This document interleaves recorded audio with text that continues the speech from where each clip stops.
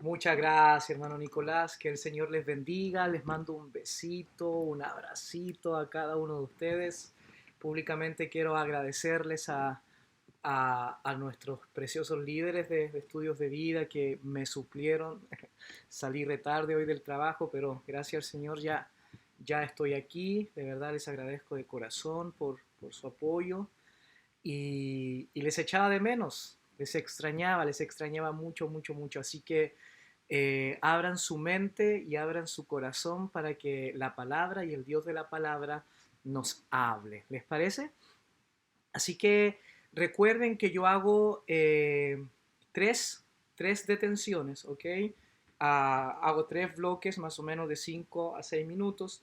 Les pido que preparen sus preguntas, por favor. No tengan miedo de preguntar.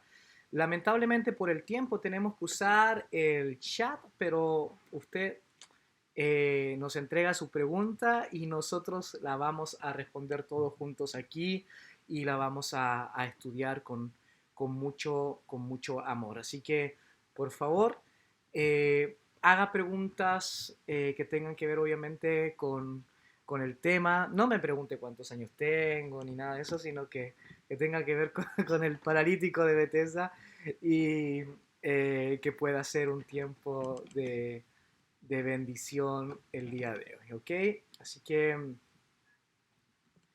vamos entonces a la palabra del Señor, que sea, como siempre les digo, que sea un tiempo muy, muy especial, un tiempo donde el Señor pueda ministrarnos y pueda hablar a nuestros corazones. ¿Les parece? Bien. Entonces,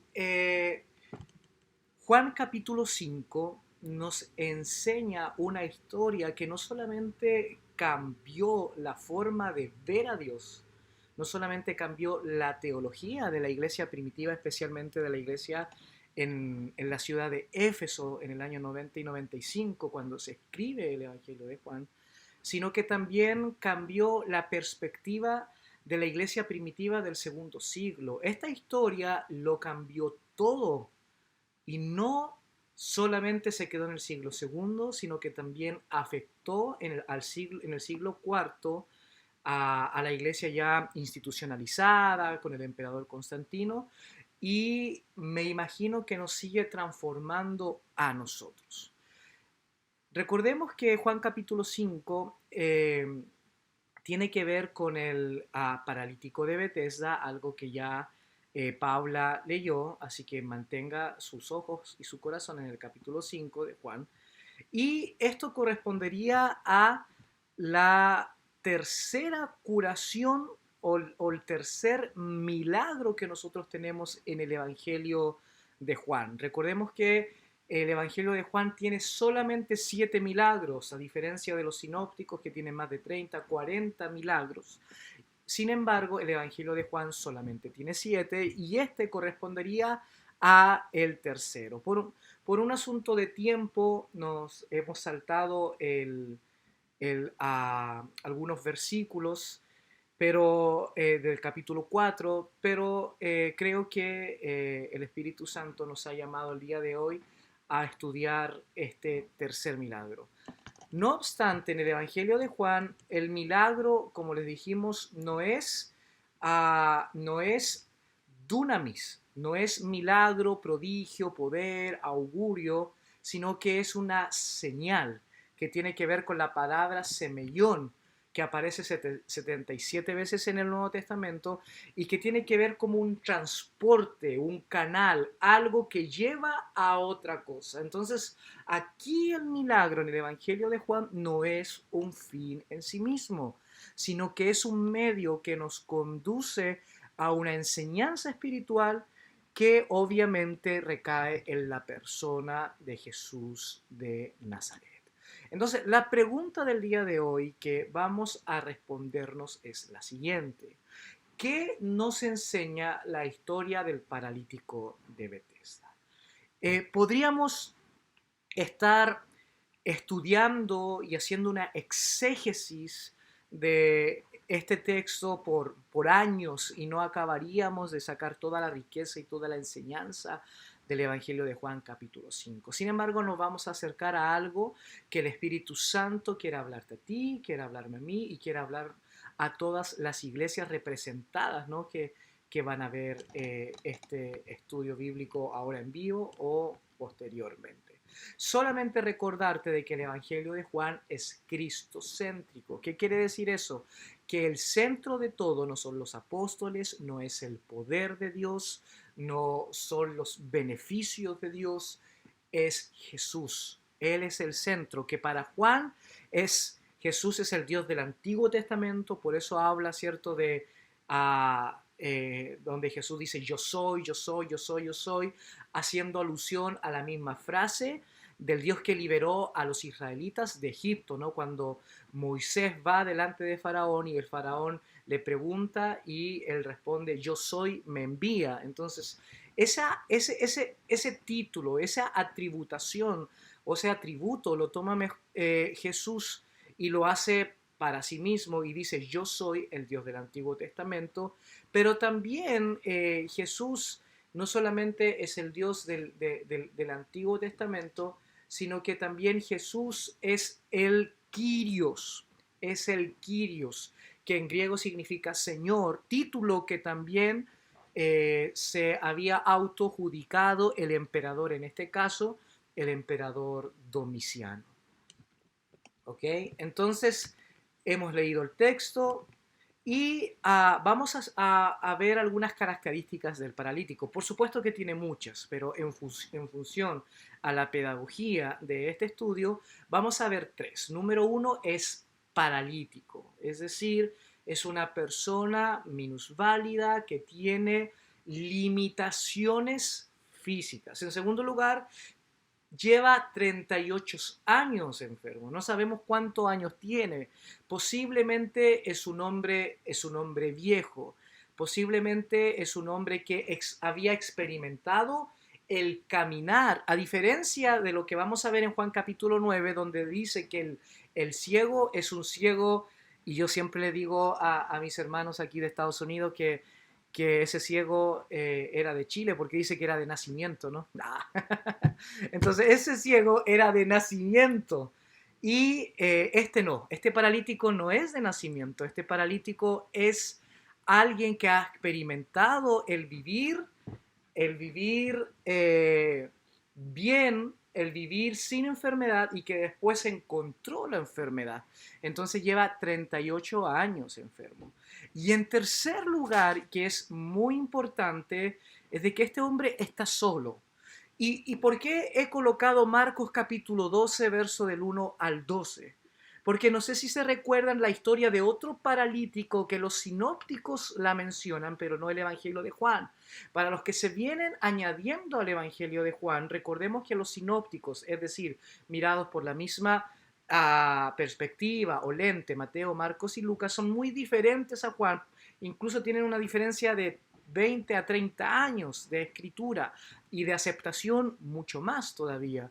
Entonces, estos sinópticos tienen una historia del paralítico, que es la historia de los 4 amigos que llevan a un paralítico y hacen un hoyo en el techo, ¿no?, de la casa de Pedro y hacen, ¿cierto?, que descienda este paralítico para que Jesús lo sane.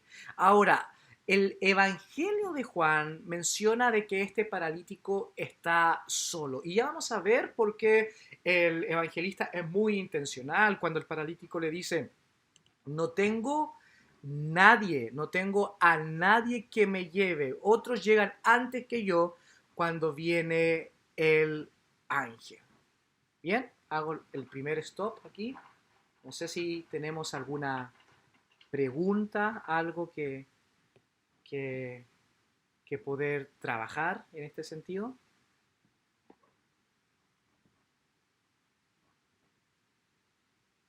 ¿Hay preguntas o no hay preguntas?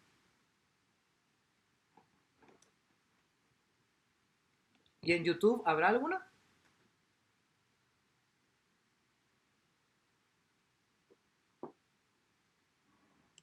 Ok. Buenas noches, hermano Peter.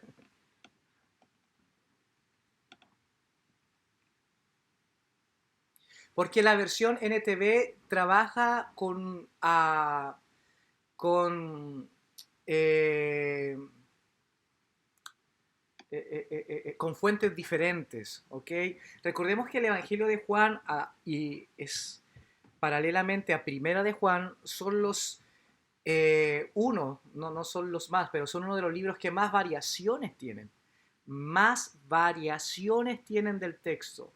Incluso el texto más antiguo que nosotros tenemos del Nuevo Testamento viene del Evangelio de Juan, que es el P52, el rollo 52. Entonces, en la antigüedad, las diferenciaciones más grandes los tiene el Evangelio de Juan porque es un evangelio demasiado manoseado por el gnosticismo del siglo segundo. Entonces, por lo mismo, cuando hablamos de manoseado, es el que más los gnósticos usan para poder argumentar sus creencias, y es el Evangelio de Juan el que más pelea, ¿no? O defiende la sana doctrina de los gnósticos. Entonces pareciera ser que este manoseo hizo de que de muchos rollos, desde muchas fuentes antiguas, se perdieran algunos versículos y se incluyeran otros. Entonces la nueva traducción viviente trabaja con los hallazgos más recientes, que quiere decir con los originales más antiguos. Recuerden, original es un eufemismo, no tenemos los originales, tenemos las copias de los originales, pero trabajan con las copias más antiguas, y las copias más antiguas no tenían este versículo. Esa es la pregunta. ¿Y cuál es el versículo? Lo voy a leer. ¿Es el 4?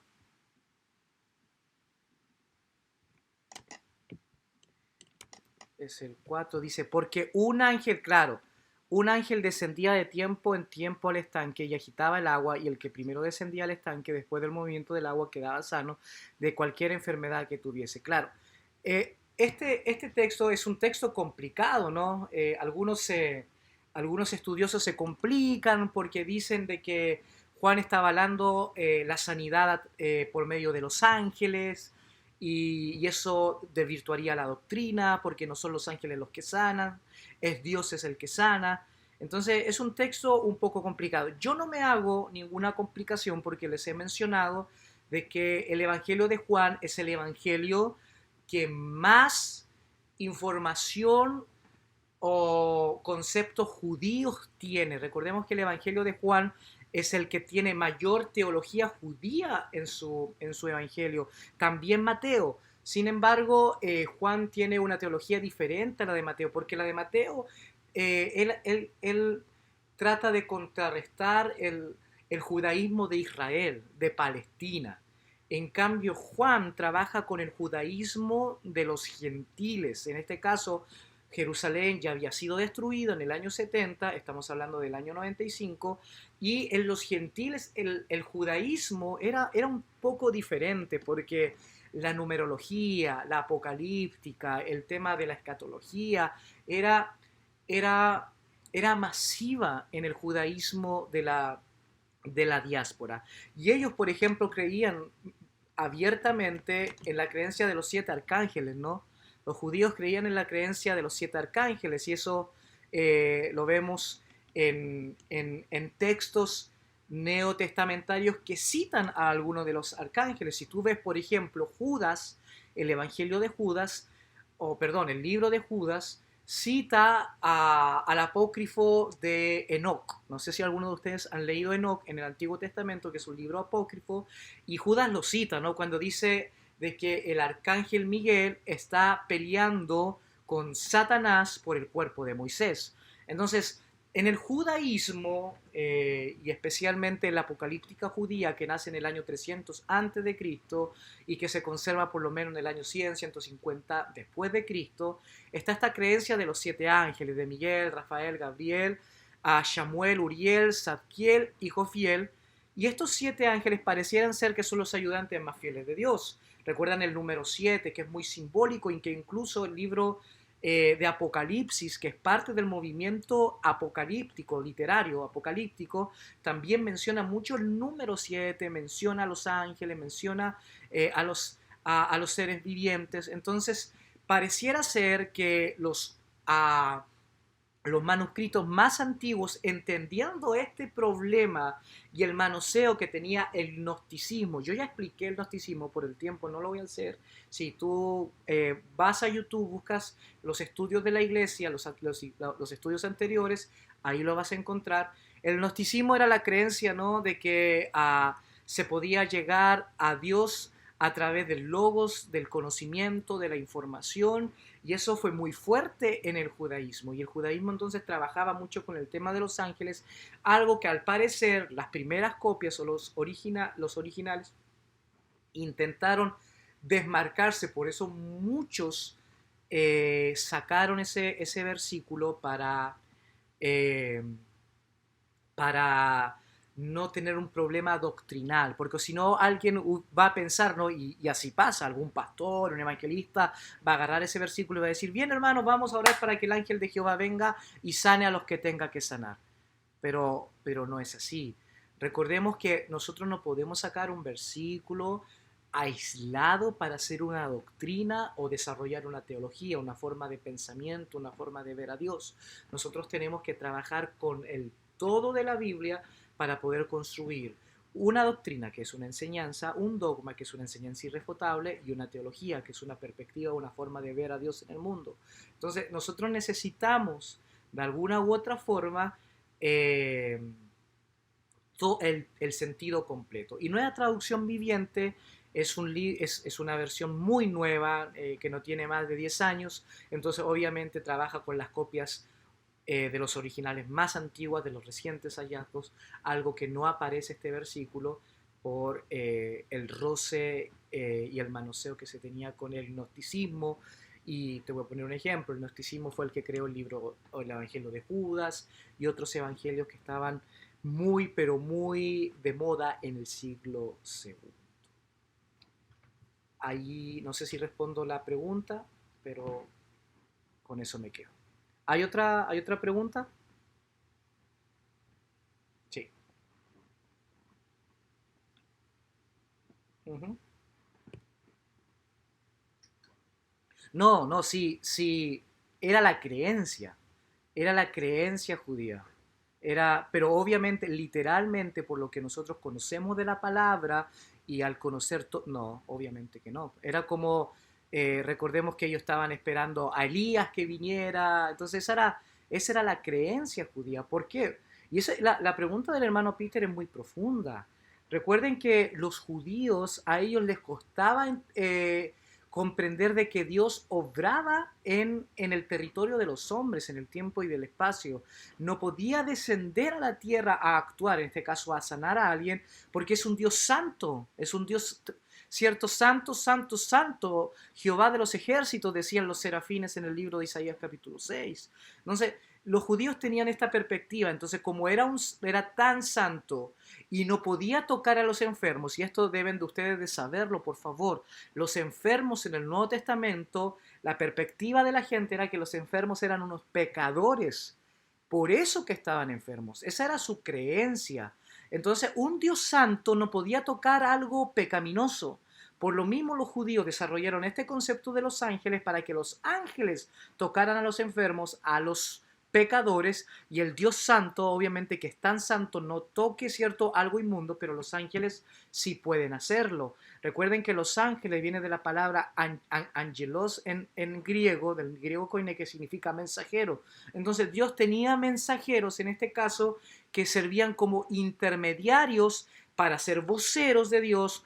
Los ángeles bajaron y hablaron con Daniel, los ángeles bajaron y hablaron con los pastores, y habló con María y tantos otros intervenciones, pero también para tocar a los enfermos, porque un Dios santo era la creencia judía, no los podía tocar. Entonces, en realidad, nosotros que somos cristianos y conocemos ahora toda la verdad, no bajaba un ángel, era Dios quien sanaba a las personas. Pero la creencia de ellos era que un Dios santo no podía tocar algo inmundo, entonces desarrollaron esta perspectiva de los ángeles que venía, ¿no?, en el movimiento apocalíptico de la creencia de los arcángeles y de todo eso.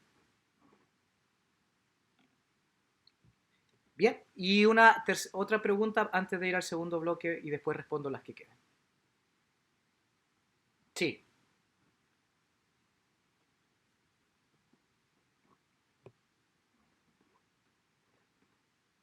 Es muy buena su pregunta, muchas gracias. La, la misión de los ángeles tiene que ver con ser no intermediarios a la perspectiva judía. No era, los ángeles no hacen lo que Dios no puede hacer porque, porque Dios es un Dios santo y nosotros somos inmundos. No. Pero los ángeles son de alguna u otra forma personas que están al servicio, mire lo que voy a decir, al servicio de los santos. Y esto es una de nosotros, al servicio de nosotros, al servicio de los santos, al servicio de la iglesia.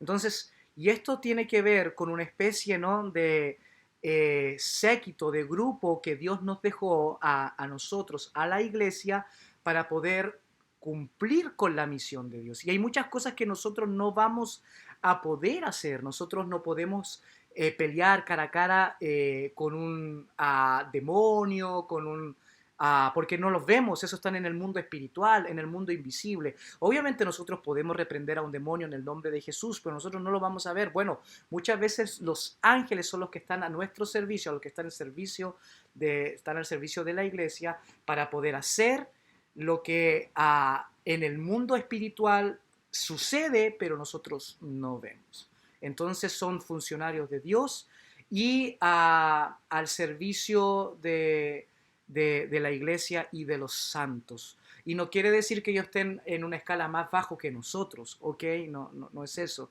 sino que simplemente nuestro rol y nuestra identidad son totalmente distintos. Yo tengo la bendición de haber escuchado ángeles audiblemente, hermanos, y es algo que no, no te lo podría explicar. Eso es algo que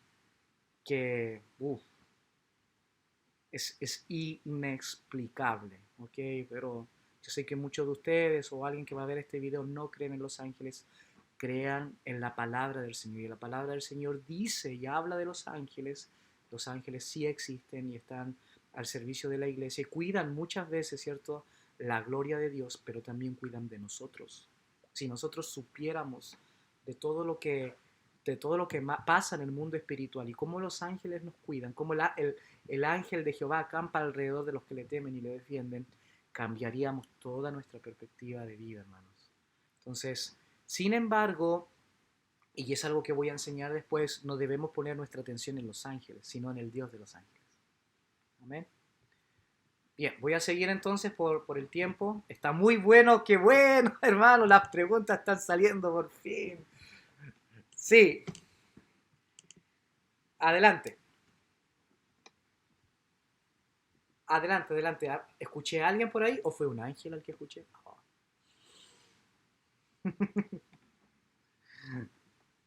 Ok, adelante.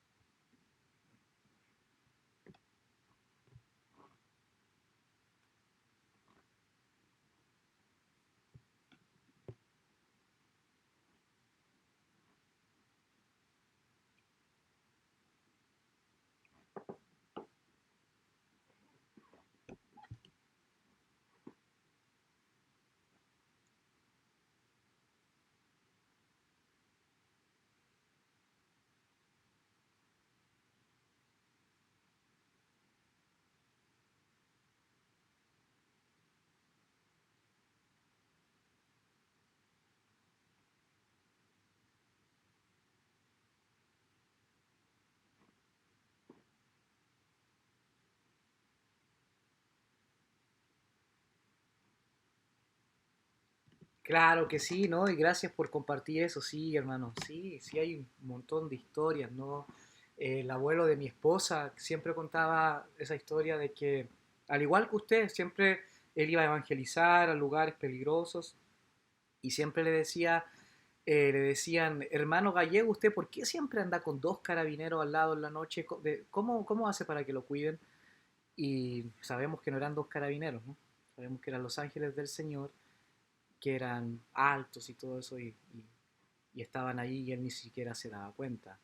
Pero los malucos se daban cuenta y el Señor, cierto, obra. Y es una historia que el abuelo siempre contaba. Bien.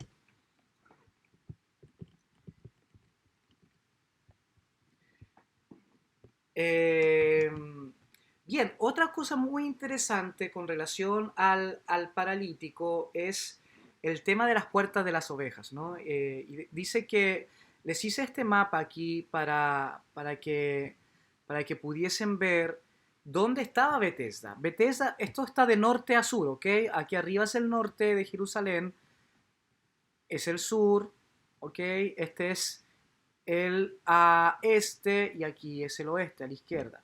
Entonces, la puerta de las ovejas estaba en el norte porque se supone que las ovejas venían de los pastizales, ¿no? Del norte, de Belén, que estaba cerquito, pero también de Israel. Entonces, me refiero a las 10 tribus del norte, a ese Israel me refiero. Entonces, recuerden que habían 12 puertas en Jerusalén, ¿ok? Deben de recordar eso. ¿Se acuerdan cuando hicimos el estudio de Nehemías y les enseñábamos las 12 puertas? Y recordemos que las puertas tenía cada uno su simbolismo. Y la puerta de las ovejas era donde venían los sacrificios. Venían, ¿cierto?, los animales para los sacrificios que se iban rápidamente al templo. Entonces es muy especial porque esta fuente de Bethesda, de alguna u otra forma, algunos piensan de que los animales tomaban agua allí antes de entrar después de un largo viaje. Sin embargo, después pasó a ser, se empezaron a construir más cosas y pasó a ser un lugar sagrado, pero también de sacrificio, de alabanza y de adoración. Y esto es muy, pero muy interesante en el concepto de la iglesia primitiva, porque la iglesia primitiva asoció los sacrificios de alabanza y de adoración como tiempos de sanidad, ¿ok?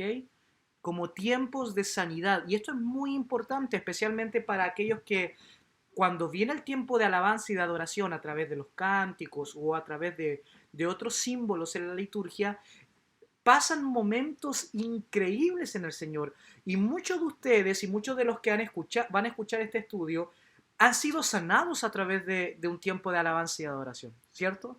Han sido ministrados, han sido restaurados.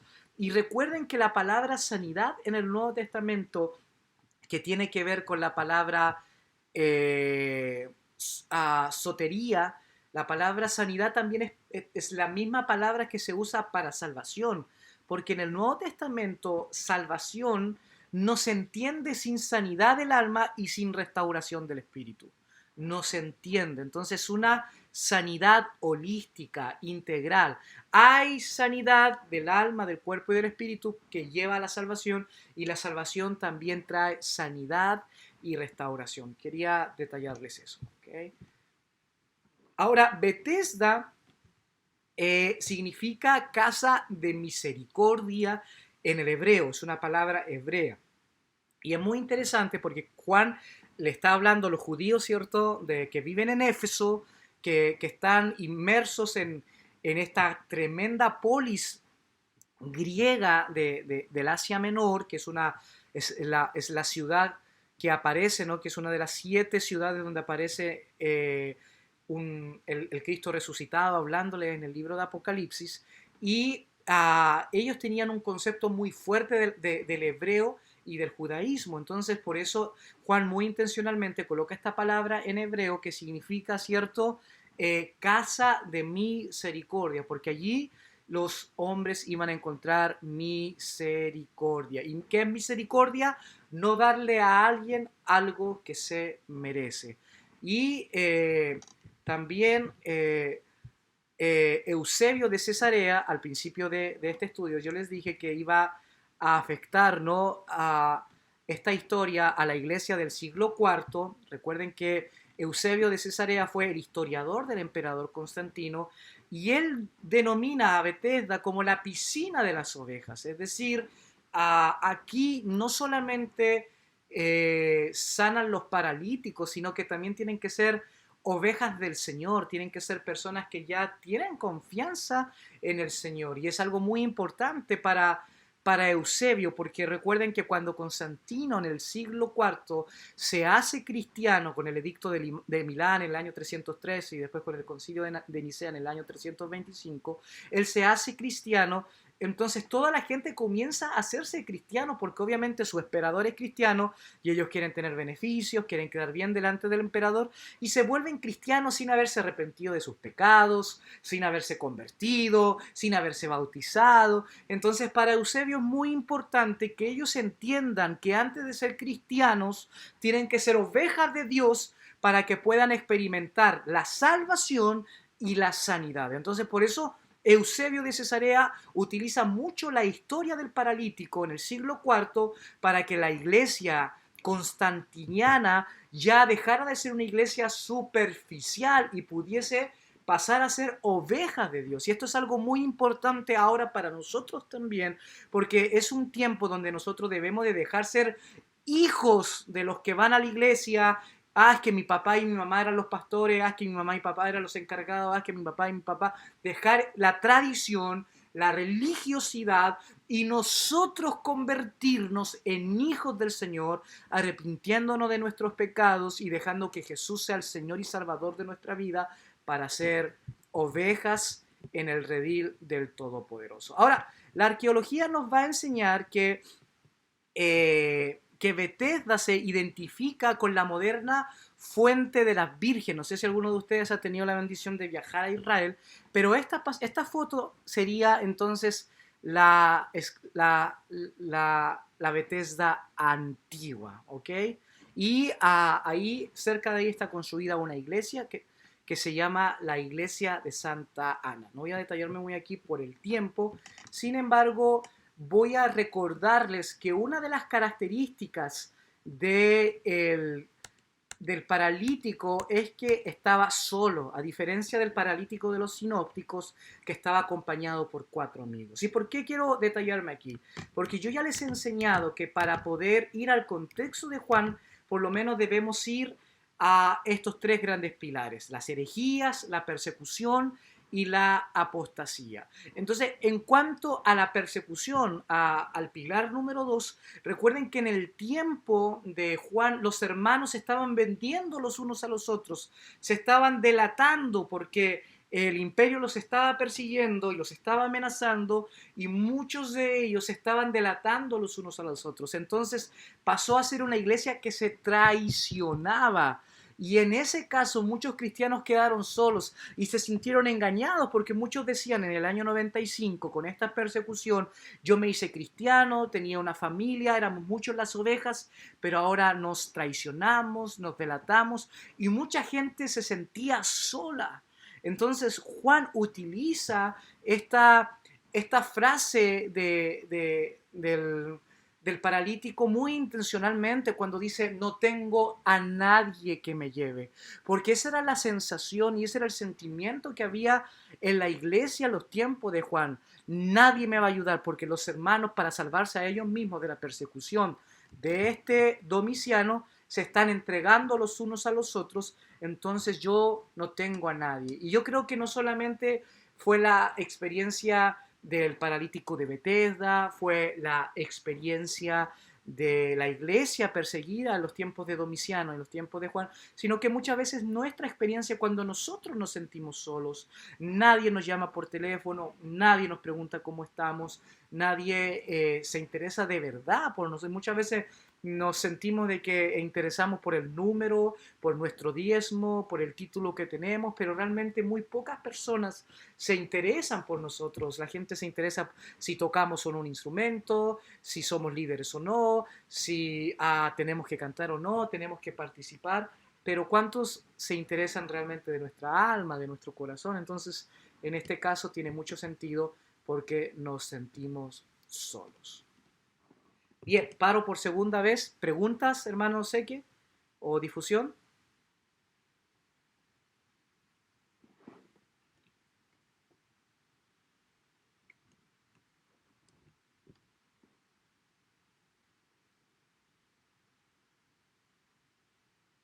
Oh, bien.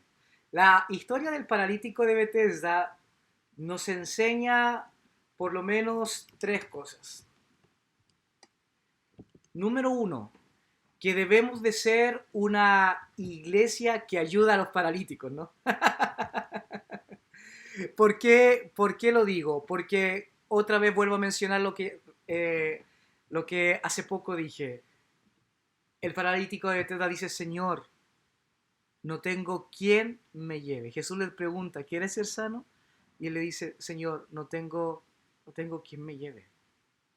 No tengo nadie. Entonces, la enseñanza es que nosotros debemos ser ese alguien que lleve a los paralíticos para que sean sanados. Y debemos ser una iglesia que se ame. Recuerden que del Evangelio de Juan nace el 11º mandamiento. Recuerden que el Evangelio de Juan es el que nos habla de que el que no ama a Dios, el que no ama a su hermano que ha visto, ¿cómo va a amar a Dios quien no ha visto? Primera de Juan, ¿no? Es el Evangelio de Juan el que nos habla de que debemos dar nuestra vida por nuestros amigos. Es el Evangelio de Juan el que nos habla del amor. Debemos ser una iglesia misericordiosa.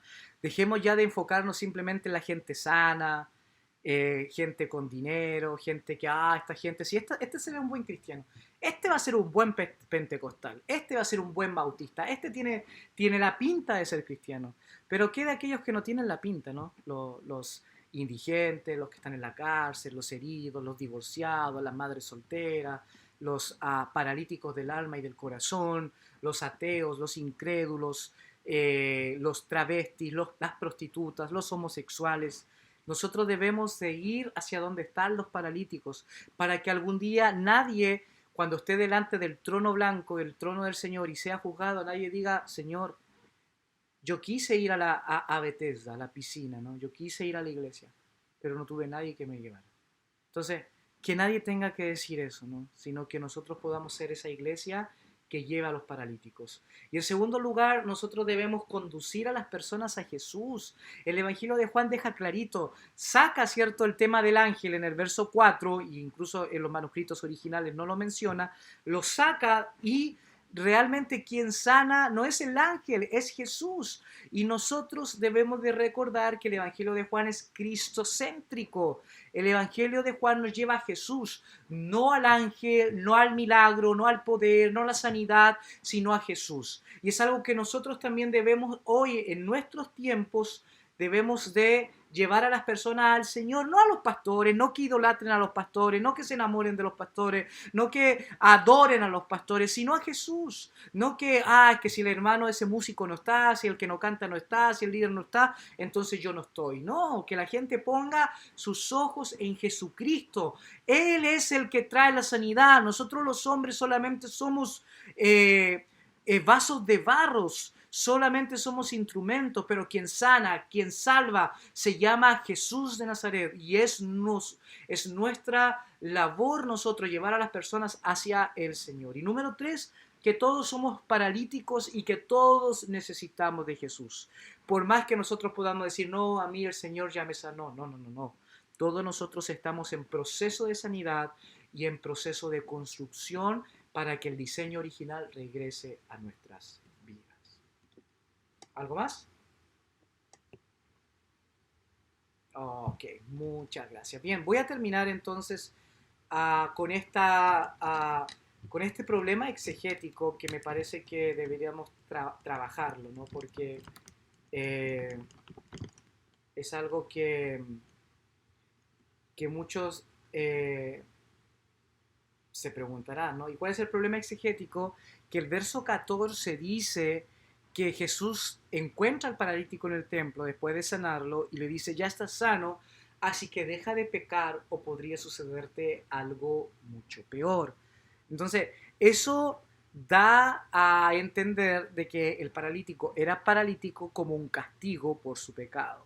Pero Juan capítulo 9, verso 3, el mismo Juan habla, ¿no? Y dice que Jesús responde, ni este pecó ni sus padres, sino que está ciego para que las obras de Dios se manifiesten en él. Entonces, me parece muy, pero muy interesante el desarrollo teológico que nosotros encontramos en el Evangelio de Juan. Y yo quiero decir esto, hermanos amados, con mucha discreción, pero con mucho cuidado, por favor. Yo quiero decir esto con mucho cuidado porque no hay personas que agarran un versículo y con un versículo construyen una teología, una doctrina o un dogma, como yo te lo mencioné, y no entienden algunas cosas muy importantes en cuanto a el, no entienden algunas cosas muy importantes en cuanto al tema exegético, de cómo interpretar cierto un pasaje bíblico, o en este caso hermenéutico. ¿Qué es lo que no entienden? No entienden de que la Biblia muchas veces sus conceptos de aprendizaje son progresivos. Es decir, muchas veces lo que aparece en el Antiguo Testamento, y si el Nuevo Testamento no lo comprueba, entonces de alguna u otra forma queda invalidado, porque eso se llama teología en progresión o progresiva. Y esto mismo pasa en el Evangelio de Juan. Pareciera ser que Juan mismo se corrige él solo, y en el capítulo 9 hace una corrección de la creencia que había en ese contexto, ¿no? En el contexto de Juan se creía que las enfermedades eran producto del pecado. Entonces, pareciera ser que en este caso hay una corrección, y en el mismo Juan capítulo 9, verso 3, el mismo Señor corrige lo que está dicho en Juan capítulo 5, verso 14. Esa puede ser una posibilidad. La segunda posibilidad es que pareciera ser que Jesús afirma la creencia judía de que los pecados traen enfermedades, pero de alguna u otra forma está preparando esa base para lo que se viene después en Juan capítulo 9, y traer una bomba teológica, o una forma de ver a Dios, un nuevo concepto de ver a Dios, de que finalmente las enfermedades no son producto de pecado y no son producto de un juicio de Dios, sino que simplemente son. Y en muchas de ellas la gloria de Dios se manifiesta. Y tenemos que tener mucho cuidado con esto, porque no vaya a ser que nosotros le digamos a una persona que tiene un hijo con síndrome de Down, tu hijo nació así porque tú eres pecadora y Dios te castigó. No vaya a ser que nosotros le digamos a una persona que está paralítica, que no puede moverse, es que Dios te castigó o castigó el pecado de tus padres. No vaya a ser que nosotros cometamos esas imprudencias exegéticas, sin embargo, porque no entendemos de que en el texto bíblico lo que está dicho ahí no muchas veces tiene que ver con lo nuevo o con la enseñanza de Jesús, sino con lo que el autor o el escritor está diciendo como parte de la creencia que ya existe en ese contexto, en el judaísmo, pero que no muchas veces es señalada o enfatizada por el Señor, y que en muchos casos el mismo Señor en pasajes posteriores lo desvalida o lo interpreta de mejor forma. Por favor, tengamos cuidados y no seamos, ¿cierto?, irrespetuosos con cosas, situaciones que nosotros no conocemos, y que solamente por agarrar un versículo bíblico podemos separar a las personas de Dios y transformar a Dios en un Dios monstruoso que hace que los hijos nazcan enfermos para castigar el pecado de sus padres. Y eso no es así. Bien, ¿preguntas?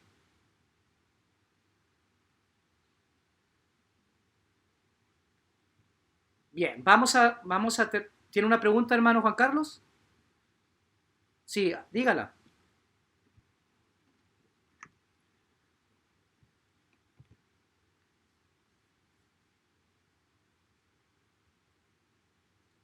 ¿En qué contexto? Me lo pregunta. Sí. Uh-huh.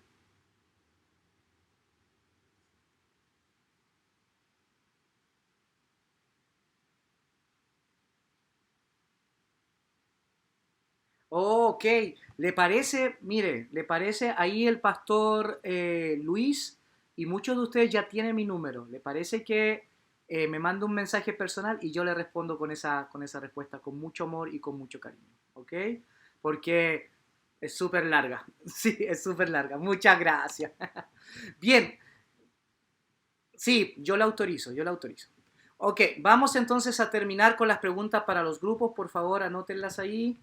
Ah, sáquenle una fotito, por favor. Sáquenle una fotito y las preguntas son estas, ¿ok?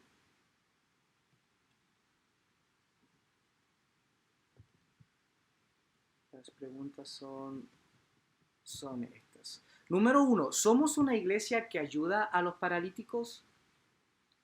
Número 2, ¿conducimos a las personas a Dios o a los ángeles?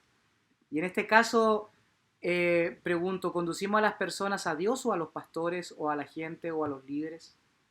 Y número 3, ¿eres un paralítico que necesita que Jesús te sane? ¿Eres un paralítico que Jesús te sane? ¿Necesitas que Jesús te sane?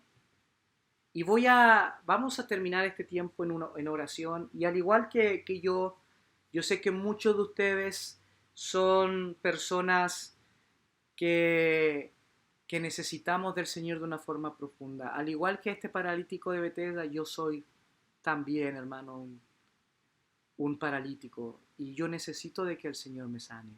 Pero quiero decirte algo. Para eso tengo que estar cerquita de la puerta de las ovejas. Y la puerta de las ovejas significa adoración, significa rendición, porque la palabra adoración, proscuneo, en el Nuevo Testamento no es cantar, es obediencia. Entonces muchas veces nosotros queremos que el Señor sane nuestros matrimonios, restaure nuestras familias, queremos que el Señor sane la parálisis del alma que tenemos, pero no estamos dispuestos a obedecer, no estamos dispuestos a pasar por la puerta de las ovejas, donde está el sacrificio, la adoración, la obediencia. Y Dios quiere sanarte. ¿Alguien me puede regalar un corazón si cree que Dios quiere sanarlo? Dios quiere sanarte, pero Dios necesita de que tú le obedezcas y que estés cerca de la puerta de las ovejas y te sometas a su palabra y puedas decirle, Señor, por favor, sana mi vida. Pero para eso tú necesitas convertirte en una oveja. Porque Dios no sana a los cabritos. Tú tienes que convertirte en una oveja. Y para convertirte en una oveja, tienes que aceptar a Jesucristo en tu corazón y hacerlo tu Señor y tu Salvador. Arrepentirte de tus pecados. Decirle, Señor, ya basta, no quiero más esta vida. Y si algún día ya lo hiciste, y Señor, tal vez lo hice un día, pero hoy quiero hacerlo de corazón. Realmente estoy cansado de ser el mismo.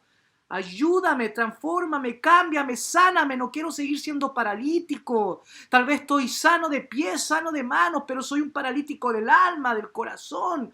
Mi familia, mi matrimonio, mis hijos está enfermo y necesitamos no que un ángel los sane. Necesitamos que tú, Dios Todopoderoso, los sanes. Pero Dios te dice, para ello yo necesito que tú vayas cerca de la puerta de las ovejas. Y número 1, te transformes en una oveja. Y número 2, hagas un sacrificio de adoración. Y el sacrificio de adoración más grande no es tocar una guitarra y cantar. El sacrificio más grande es obedecer. Deja de hacer lo que estás haciendo y obedece. Si el Señor te dice que vayas a pedir perdón, pide perdón. Si el Señor te dice, deja tu pecado, déjalo. Si el Señor te dice, termina con esto, termínalo.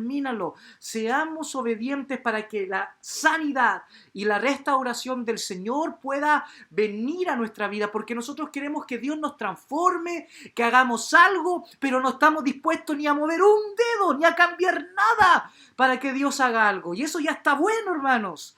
Necesitamos de que Dios nos transforme y que Dios nos restaure, pero para ello nosotros debemos de estar dispuestos. ¿Qué dice la palabra? Jesús no le dijo al paralítico, te sano. ¿Qué dice? Jesús te dice, toma tu lecho y anda. Es como Jesús le dice, yo ya te di la palabra y tú tienes que hacerlo. Y el Señor te dice hoy a ti, yo ya te di la palabra de sanidad. Tú ya conoces el secreto para que tu matrimonio sea restaurado. Conoces el secreto para que tus hijos vuelvan a ti. Conoces el secreto para que tu familia sea bendecida. Yo ya te di los recursos en mi palabra. Lo que tú tienes que hacer es dejar de quejarte, dejar cierto de culpar a los demás, hacerte cargo de tu propia situación, tomar tu lecho y pararte como hombre y como mujer de Dios para que el Señor restaure tu vida una vez por todas y puedas vivir en libertad. Aleluya, gloria a Dios. Amén. Necesitamos nosotros entonces hacernos cargo de nuestra propia realidad para que el Señor nos pueda sanar. Así que yo quiero invitarte que si no eres una oveja todavía del Señor, puedas hacer esta oración conmigo y decir: Padre amado, hoy me arrepiento de mis pecados y te acepto como Señor y Salvador de mi vida. Señor, estoy cansado de vivir la vida como la he vivido. Y te pido, Señor, que me restaures y que me sanes. Dame la fuerza a través del Espíritu Santo para levantarme a cumplir con tu voluntad. Hoy tú eres mi pastor y yo soy tu oveja. En Cristo Jesús. Amén. Y si has hecho esta oración, ya eres mi hermano, mi hermana, y te bendigo. Pero para todos los demás que un día ya hicimos esta oración, pero que todavía necesitamos que el Señor nos sane, oremos. Padre, en el nombre de Jesús, muchos de los que estamos aquí ya hicimos esa oración. Pero Padre, necesitamos, Señor, por sobre todas las cosas, que tú sigas trabajando en nuestra vida y sigas sanando aquellas áreas que necesitan ser sanadas. Y hoy no nos escondemos detrás de una excusa, no nos escondemos detrás de que nadie nos llama, de que nadie nos visita, de que nadie nos entiende. No, Señor, nos hacemos cargo nosotros de nuestro propio pecado y te pedimos perdón, Señor, y pedimos que nos dé fuerza a través del Espíritu Santo para poder cumplir con tu voluntad y ser obedientes, Señor, porque la piscina de Bethesda, el estanque de Bethesda, está al lado, Señor, de la puerta de los sacrificios, de la alabanza y de la adoración. Y hoy nosotros te rendimos culto a ti, no a un pastor, no a una iglesia, no a nadie. Señor, rendimos culto a Dios Todopoderoso y a Jesucristo, su Hijo, quien vino a morir por nuestros pecados. Señor, por favor, te lo pido, Señor, ayúdanos y danos fuerzas para cumplir con tu palabra. Danos fuerzas para cumplir con tu voluntad. Ayúdanos, Señor, tú nos has dado las herramientas, ayúdanos a tomarla, ayúdanos a tomar los principios bíblicos para que nuestro contexto y nuestro presente pueda ser transformado. Padre, yo oro por mis hermanos, Señor, hay muchos que necesitan, y yo mismo necesitamos tu restauración, Señor. Matrimonios heridos, Padre, en el nombre de Jesús. Vidas, Señor, Padre, en el suelo, en el nombre de Jesús, restáurala. Padres que están peleados con sus hijos, restáuralos, Señor. Gente que está, Señor, luchando con sus finanzas y el dinero no le alcanza para nada, y todo porque no han sido obedientes a apartarte a ti lo que a ti te corresponde, Señor. Padre, en el nombre de Jesús, Padre, ayúdanos a ser, Señor, obedientes, y ayúdanos a ser, Padre, por sobre todas las cosas, Señor, un sacrificio, como va a decir después el apóstol Pablo, vivo, santo, agradable a ti, Señor. Oh, Padre, te bendecimos. Espíritu Santo, sana al que tengas que sanar. Sana, sana, sana, sana vida. Sana corazones. Sana la vida espiritual de alguien. Muchas veces queremos, Señor, que nuestros matrimonios sean sanados, pero ni nosotros mismos, Señor, estamos sanos, porque ni nosotros mismos estamos bien contigo. Ayúdanos a estar bien contigo, Señor. Señor, yo hoy siento de que tú le estás devolviendo ministerio, le estás devolviendo dones y talentos a personas que anduvieron mucho tiempo lejos de ti, pero tú se los estás regresando porque sus vidas van a ser restauradas y ya no van a caminar, Señor, como paralíticos por el mundo. Gracias, Señor, gracias por lo que estás haciendo, gracias por lo que harás.